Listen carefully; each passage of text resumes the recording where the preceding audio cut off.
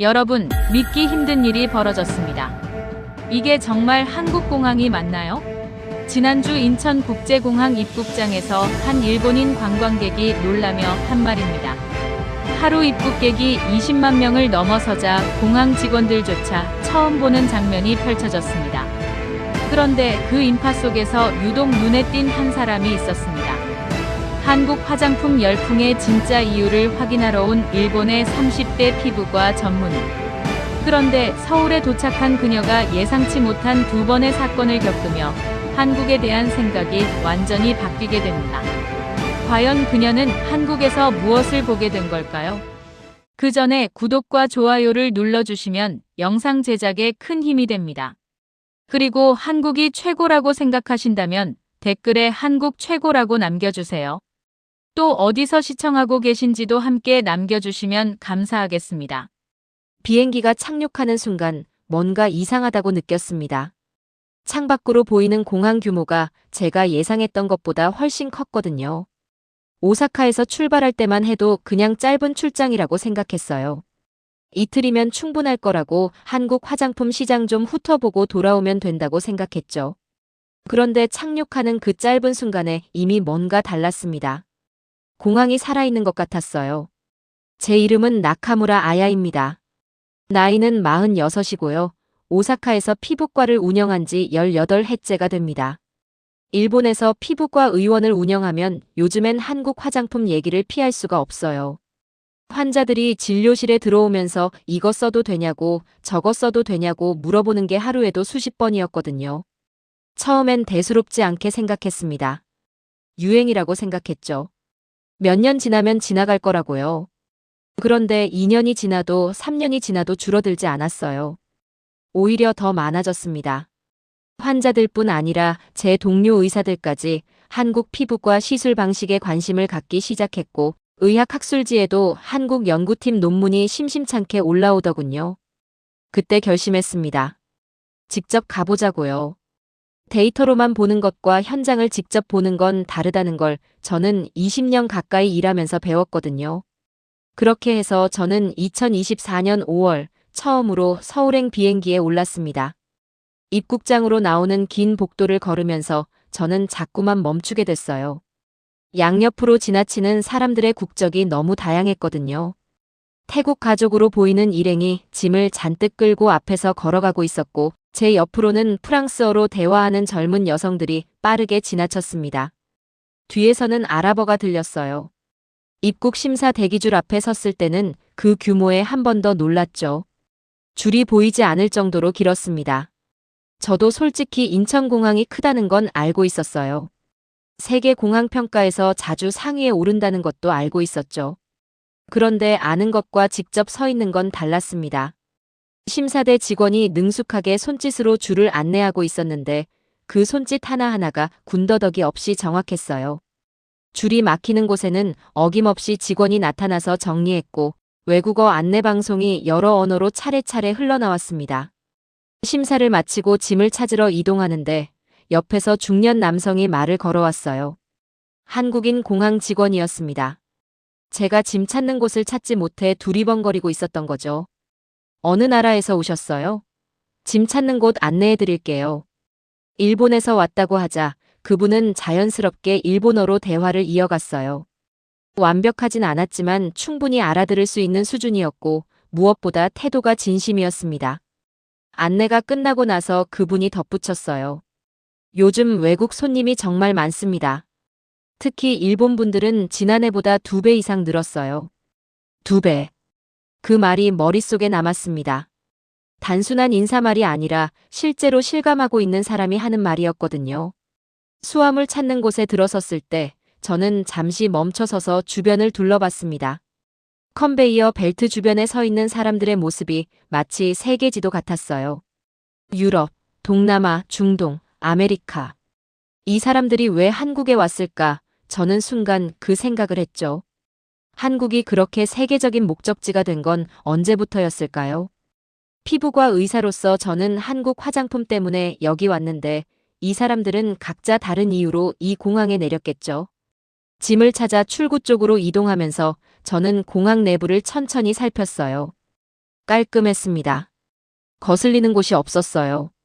안내판이 명확했고 동선이 자연스러웠으며 어디를 봐도 허투루 된 곳이 없었습니다.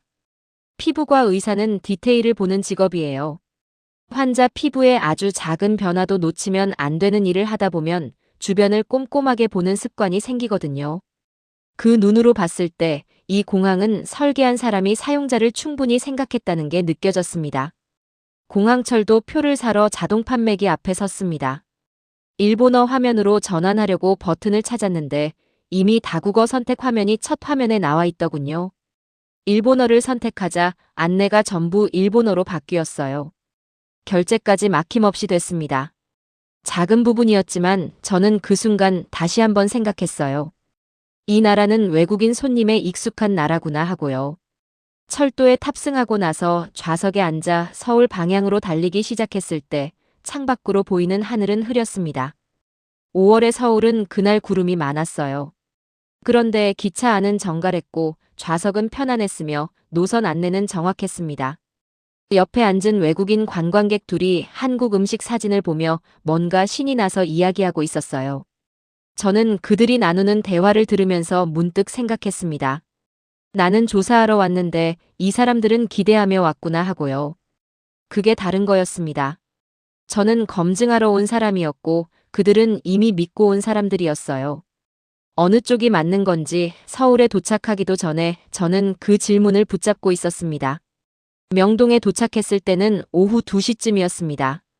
호텔에 짐을 풀고 나서 바로 거리로 나왔어요. 조사를 시작해야 했거든요. 저는 일정을 빡빡하게 짜는 편이 아니에요. 현장에서 흐름을 따라가는 게 더 정확하다고 생각하는 사람이거든요. 오사카에서 피부과를 운영하면서 배운 게 그거였어요. 미리 다 알고 있다고 생각하는 순간 정작 눈앞에 있는 것을 놓치게 된다는 것을요. 그런데 명동거리에 발을 내딛자마자 저는 멈춰 설 수밖에 없었습니다. 사람이 너무 많았어요. 단순히 많은 게 아니라 그 구성이 놀라웠습니다.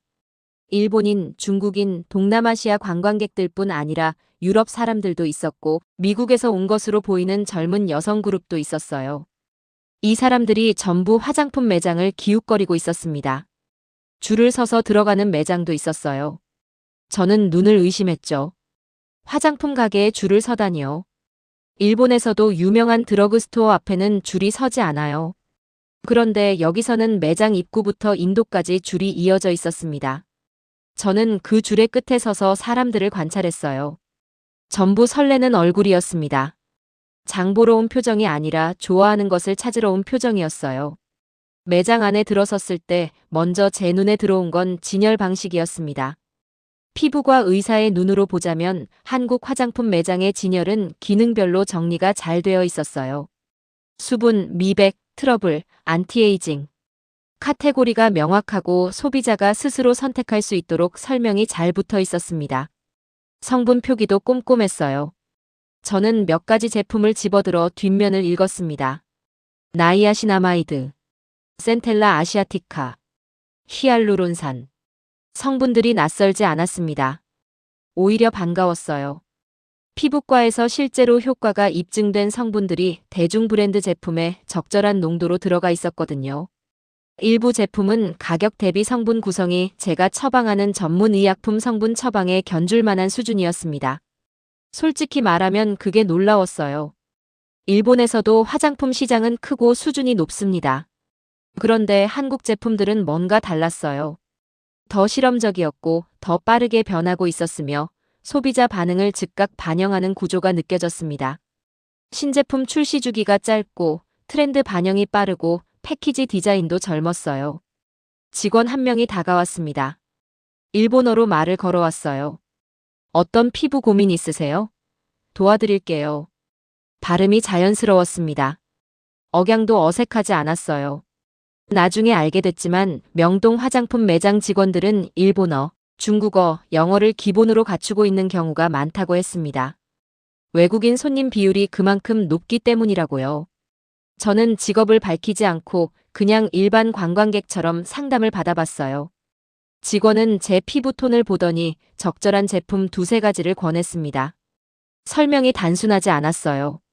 성분의 특성과 사용 순서까지 설명해 줬는데 그 내용이 전문적으로 틀리지 않았어요. 저는 내심 놀랐습니다. 일반 직원이 그 정도 지식을 갖추고 있다는 게요. 매장 밖으로 나와 거리를 걷다 보니 가게마다 다른 브랜드, 다른 콘셉트, 다른 가격대가 나란히 늘어서 있었습니다. 한 블록 안에 적어도 10개 이상의 화장품 매장이 있었어요. 경쟁이 치열한 만큼 각 브랜드가 자기만의 특색을 뚜렷이 내세우고 있었습니다. 저는 그날 오후 내내 명동을 걸었어요. 매장 4곳에 들어가 제품을 살펴보고 다른 나라 관광객들이 무엇을 고르는지 옆에서 지켜봤습니다. 태국에서 온 여성 둘은 마스크팩을 봉지째 쓸어 담고 있었어요. 프랑스 여성은 선크림 종류를 하나하나 비교하면서 직원에게 자외선 차단 지수에 대해 꼼꼼하게 물어보고 있었습니다. 인도에서 온 것으로 보이는 가족은 미백 제품 앞에서 오래 머물렀어요. 각자 다른 피부 고민을 가진 사람들이 같은 장소에서 각자의 답을 찾고 있었습니다. 저녁이 되어 호텔로 돌아오면서 저는 생각했습니다. 처음에는 한국 화장품 열풍이 마케팅과 한류의 후광 효과라고만 생각했어요. 예쁜 포장과 아이돌 모델 덕에 팔리는 거라고요. 그런데 오늘 직접 보고 나니 그렇게 단순하지 않다는 게 느껴졌습니다. 이 시장은 실제로 작동하고 있었어요. 구경꾼이 아니라 구매자들이 있었고 일시적인 관심이 아니라 목적을 갖고 찾아온 사람들이 있었습니다. 무언가 더 있었습니다. 저는 아직 그게 무엇인지 정확히 말할 수 없었지만 분명히 있었어요. 다음 날이 기대됐습니다. 오사카를 떠나기 전엔 느끼지 못했던 감정이었어요. 경복궁에 도착한 건 아침 9시가 조금 지나서였습니다. 안내 책자에서 이른 시간에 가야 한다는 걸 읽었거든요. 낮이 되면 사람이 너무 많아진다고 했죠. 그래서 서둘러 나왔는데 그 이른 시간에도 이미 입구 앞에 줄이 있었어요. 외국인들이 대부분이었습니다. 매표소를 지나 안으로 들어서는 순간 숨을 한번 고르게 됐어요. 갑자기 조용해진 것 때문이었습니다. 명동의 소란스러움과는 완전히 다른 공기였어요. 높은 담벼락 안쪽으로 들어오자 차 소리도 사람 소리도 멀어졌습니다. 전각들이 차례로 시야에 들어왔어요. 저는 건축을 전문적으로 아는 사람은 아닙니다. 하지만 피부과 의사로 일하면서 사람의 피부를 매일 들여다보다 보면 섬세한 것을 보는 눈이 생겨요. 경복궁 지붕의 기와 끝에 달린 작은 조각들, 처마가 하늘을 향해 살짝 들어올려진 곡선, 기둥과 기둥 사이에 새겨진 색채 문양. 이걸 만든 사람들은 분명히 세부를 중요하게 여긴 사람들이었습니다. 그러다가 무리 하나가 눈에 들어왔어요. 한복을 입은 외국인들이었습니다. 10명 남짓한 일행이었는데 유럽인들로 보였어요. 분홍색 저고리에 초록 치마를 입은 여성이 웃으면서 사진을 찍고 있었고 남성들도 하늘색 도포를 걸치고 있었습니다. 어울린다고 생각했어요. 이상하게 낯설지 않았어요. 어느 시점부터 한복이 관광 체험으로 자리 잡은 걸까요? 저는 그 모습을 보면서 생각했습니다. 일본에도 기모노 체험 관광이 있어요. 교토에 가면 기모노를 빌려 입고 사진을 찍는 관광객들이 많죠. 그런데 한국이 그걸 넘어선 게 있다면 한복이 단순한 복식 체험을 넘어 배경 자체와 어울린다는 점이었습니다. 오래된 궁궐과 색색의 한복이 조합될 때 사진이 예쁘게 나오는 이유가 있었어요. 색감이 맞았습니다. 한국의 전통 색채와 전통 건축이 서로를 살려주고 있었어요. 북촌 한옥마을에 간 건 경복궁을 나선 뒤 점심을 먹고 나서였습니다. 골목이 좁았어요. 경사가 있는 돌바닥길을 올라가면서 저는 또 멈추게 됐습니다. 오래된 한옥 담벼락 너머로 현대적인 건물이 보였거든요. 낮은 지붕과 높은 유리 건물이 한시야 안에 들어오는 장면이었는데 이상하게 어색하지 않았어요. 이게 신기했습니다. 보통 오래된 것과 새로운 것이 나란히 있으면 어느 한쪽이 불편하게 느껴지게 마련이에요. 너무 대조가 심해서요. 그런데 이 골목에서는 그 두 가지가 함께 있는 게 자연스러웠어요. 오히려 그게 서울이라는 도시의 얼굴이구나 하는 생각이 들었습니다. 골목을 걸으면서 여러 나라 말이 들렸어요. 스페인어, 영어, 태국어, 그리고 가끔 일본어. 저와 같은 나라에서 온 여행자들도 많았습니다. 한 일본인 여성이 골목 모퉁이에서 사진을 찍다가 저와 눈이 마주쳤어요. 서로 가볍게 고개를 끄덕였습니다. 같은 걸 보고 같은 걸 느끼는 사람끼리의 무언의 인사였어요. 한옥 한 채가 카페로 운영되고 있었습니다. 전통 기와 지붕 아래에 통유리가 들어가 있었고 안에서는 커피 냄새가 났어요. 잠깐 들어가 봤습니다. 나무 기둥이 그대로 있고 한지 문이 그대로 있는데 그 공간 안에서 사람들이 아이스 아메리카노를 마시고 있었어요. 전통과 일상이 별다른 충돌 없이 같은 공간에 있었습니다. 저는 그 카페에 1시간쯤 있었어요. 피부과 의사로 일하다 보면 환자들이 종종 저에게 묻습니다. 한국 화장품이 왜 이렇게 인기가 많은 것 같냐고요. 그때마다 저는 성분과 가격 경쟁력을 이야기했어요. 하지만 이날 북촌 한옥마을 카페에 앉아 있으면서 그것만이 답이 아닐 수 있다는 생각이 처음으로 들었습니다. 한국에는 배경이 있었어요. 제품 하나가 팔리는 게 아니라 그 제품이 탄생한 문화 전체가 함께 팔리고 있었습니다. 사람들이 명동에서 화장품을 사고 경복궁에서 한복을 입고 북촌에서 커피를 마시는 이 모든 경험이 하나의 이야기를 만들고 있었어요. 그 이야기가 매력적이었던 겁니다. 저도 모르는 사이에 그 이야기 안으로 들어와 있었고요. 카페를 나서면서 저는 노트에 한 줄을 적었습니다. 화장품만 팔리는 게 아니다. 그 한 줄이 다음 날부터 제가 서울을 보는 방식을 조금 바꿨습니다. 그건 제 실수였습니다. 인사동 골목을 걷다가 작은 공예품 가게 여러 곳을 들어갔다 나왔는데 마지막 가게를 나오면서 가방을 확인했을 때 지갑이 없었어요. 처음엔 가방 안 깊숙한 곳에 들어갔겠거니 생각했습니다. 파우치도 꺼내보고 화장품 파우치도 뒤져봤어요. 없었습니다. 심장이 철렁했어요. 지갑 안에 신용카드 2장이 있었거든요. 현금도 얼마쯤 있었고요. 해외에서, 그것도 처음 온 나라에서 지갑을 잃어버렸다는 사실이 갑자기 머릿속을 꽉 채웠습니다. 숨이 좀 막혔어요. 제가 마지막으로 지갑을 꺼낸 곳이 어디였는지 되짚어봤습니다. 인사동 거리 입구 쪽에 있는 전통 차 파는 가게였어요. 거기서 쌍화차 한 잔 값을 계산했는데 그때 지갑을 가방 옆주머니에 아무렇게나 넣었던 기억이 났어요. 평소엔 그러지 않는데 차가 뜨거워서 서둘렀거든요. 그게 문제였습니다. 가게로 돌아가야 했습니다.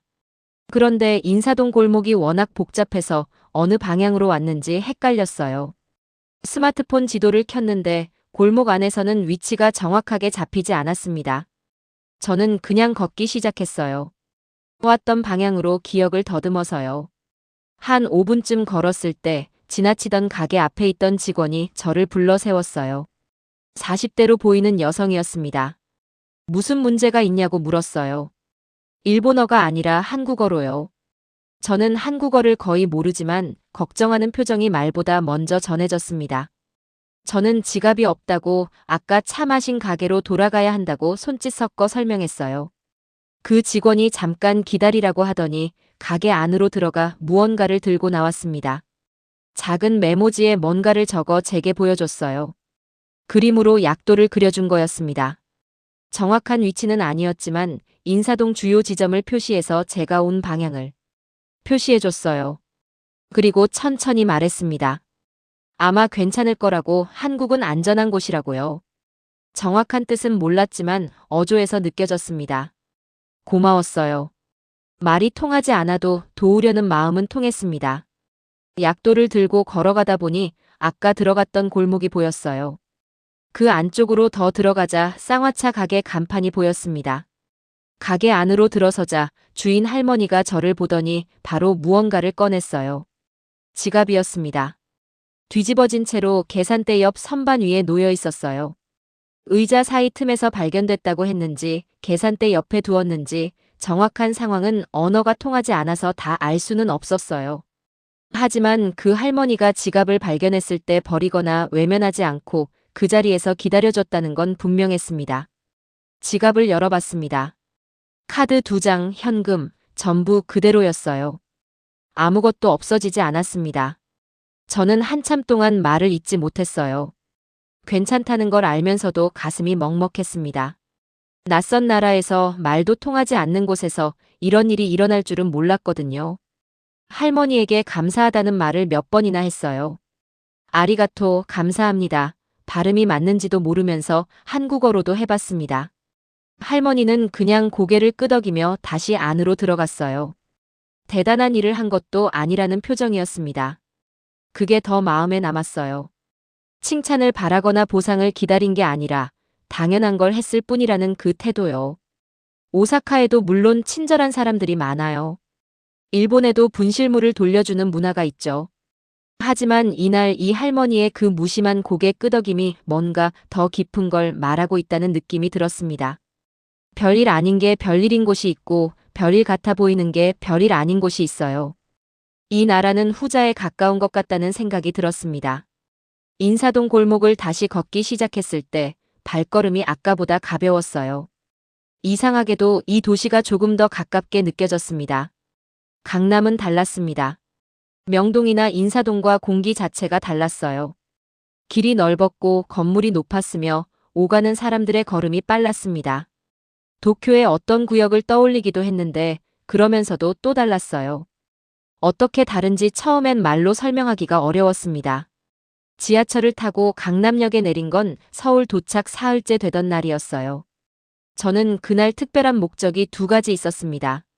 하나는 드라마 팬들이 성지순례처럼 찾아온다는 촬영지 카페를 가보는 것, 다른 하나는 코엑스 별마당 도서관을 직접 보는 거였어요. 둘 다 환자들이 이야기했던 곳이었습니다. 진료실에서 여러 번 들었어요. 한국 다녀왔는데 거기 꼭 가봐야 한다고요. 그 정도로 입에 오르내리는 장소라면 뭔가 이유가 있겠지 싶었습니다. 드라마 촬영지로 알려진 카페에 먼저 갔어요. 줄이 있었습니다. 들어가는데 20분쯤 걸렸어요. 기다리는 사람들이 무슨 드라마의 어느 장면이 어디서 찍혔는지 이야기하고 있었는데 저는 그 드라마를 보지 않았지만 그 열기만큼은 느껴졌습니다. 카페 안에 들어서자 사람들이 벽 쪽 특정 자리에 앉으려고 조심스럽게 이동하고 있었어요. 아마 촬영에 나온 장면이 그 각도에서 찍힌 모양이었습니다. 사람들이 스마트폰을 꺼내 드라마 장면과 실제 공간을 번갈아 보며 사진을 찍었어요. 중국에서 온 여성, 동남아에서 온 듯한 가족, 유럽에서 온 청년.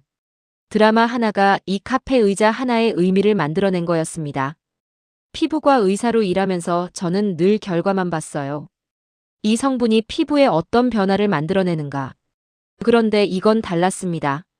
콘텐츠가 공간에 의미를 부여하고 그 의미가 사람을 움직이게 하는 구조였어요. 화장품을 사는 것과 비슷했습니다. 제품 자체보다 그 제품이 가진 이야기가 사람들을 끌어당기는 거죠. 별마당 도서관에 도착했을 때는 오후였습니다. 들어서는 순간 발이 멈췄어요. 높은 천장 아래 2층 규모의 책장이 양쪽 벽을 가득 채우고 있었고 가운데에는 사람들이 책을 읽거나 커피를 마시고 있었습니다. 쇼핑몰 한가운데 이런 공간이 있다는 게 처음엔 어색했어요. 책과 쇼핑이 같은 공간에 있는 게 맞나 싶었죠. 그런데 몇 분 지나고 나니 이상하게 자연스러웠습니다. 사람들이 책을 사러 온 게 아니었어요. 그냥 거기 있으러 온 것 같았습니다. 책이 배경이 되고 그 배경 안에서 사람들이 쉬고 있었어요. 어떤 이는 읽고 어떤 이는 그냥 앉아있고 어떤 이는 사진을 찍었습니다. 공간이 사람을 받아주는 방식이 넉넉했어요.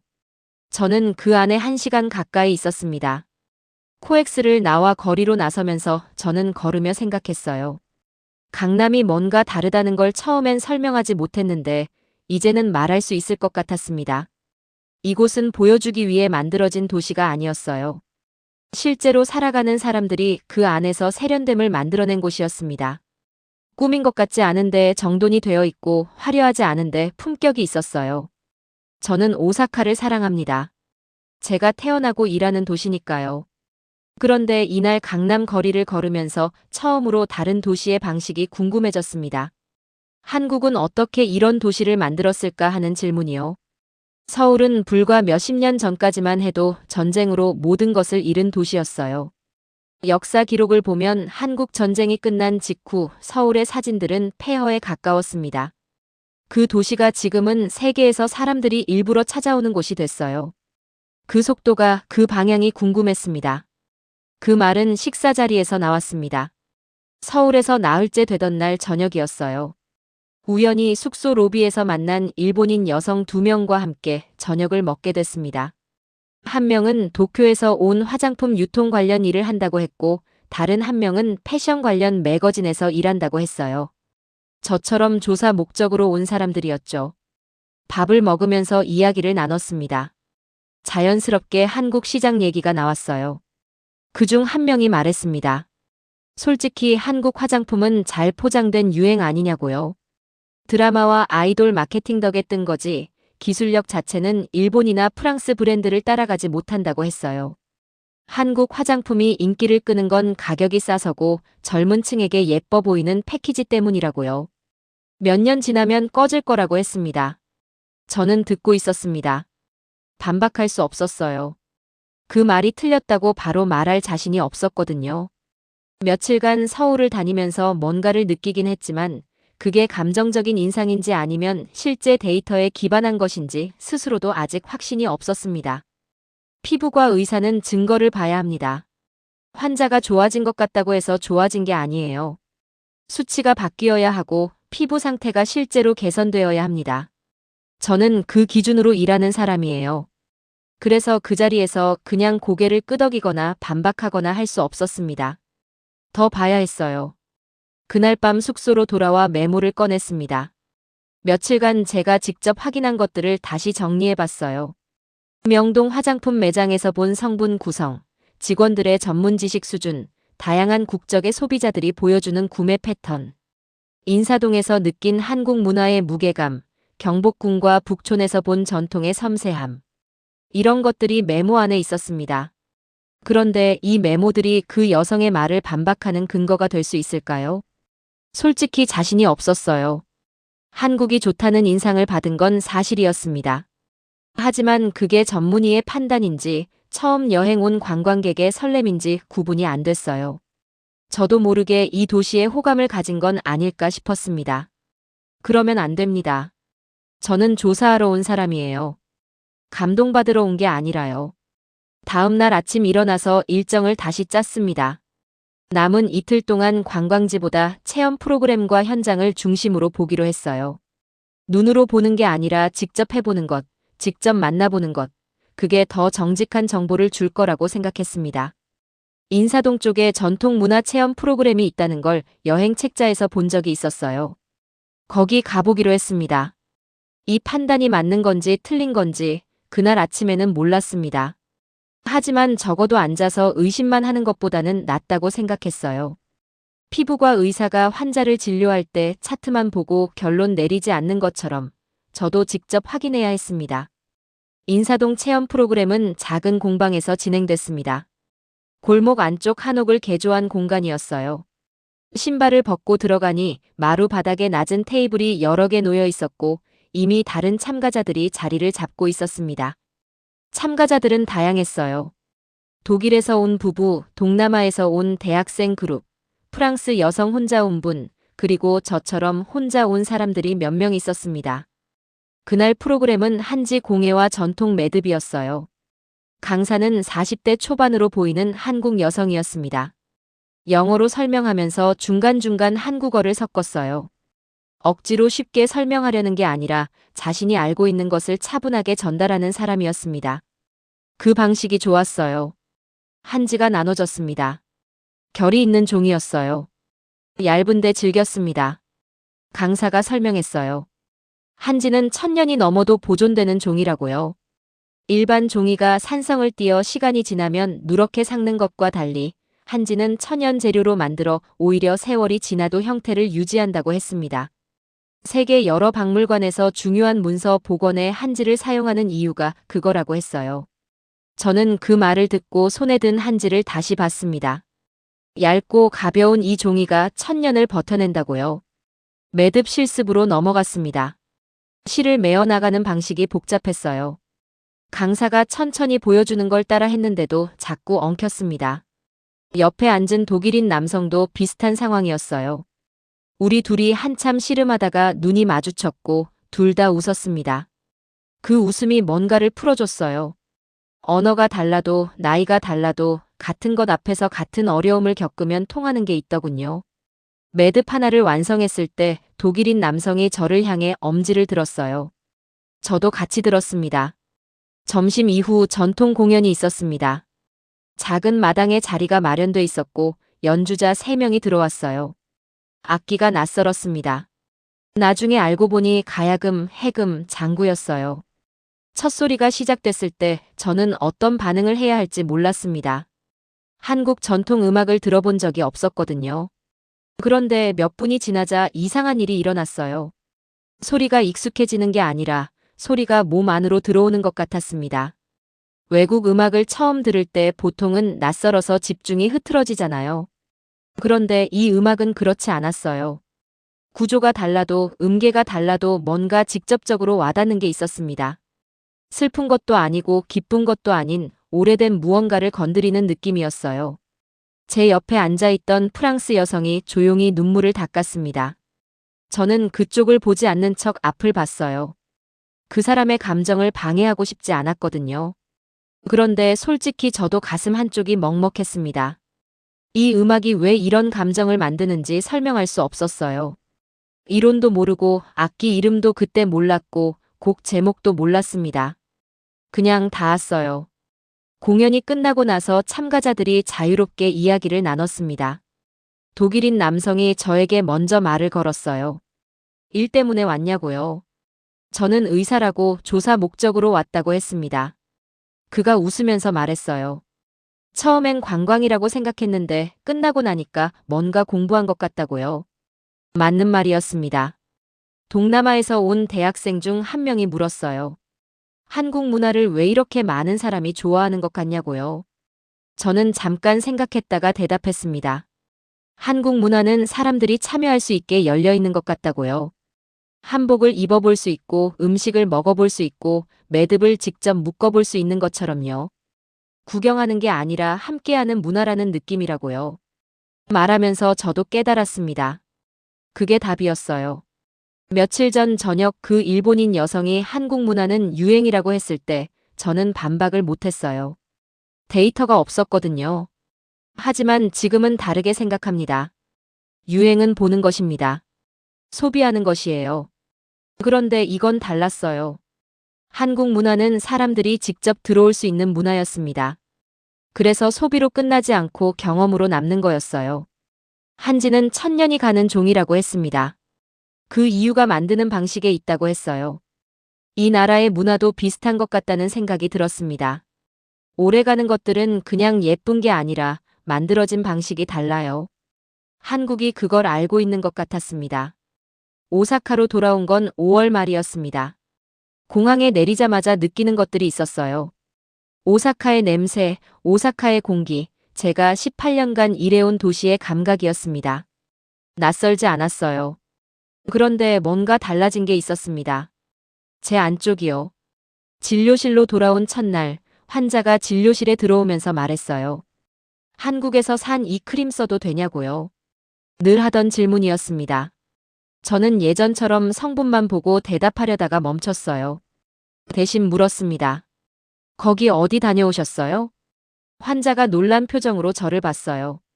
원장님이 그런 걸 물어보는 게 처음이라는 얼굴이었습니다. 그 환자는 서울 명동에 다녀왔다고 했어요. 경복궁도 가고 북촌도 걷고 인사동에서 쌍화차도 마셨다고 했습니다. 저는 이야기를 들으면서 고개를 끄덕였어요.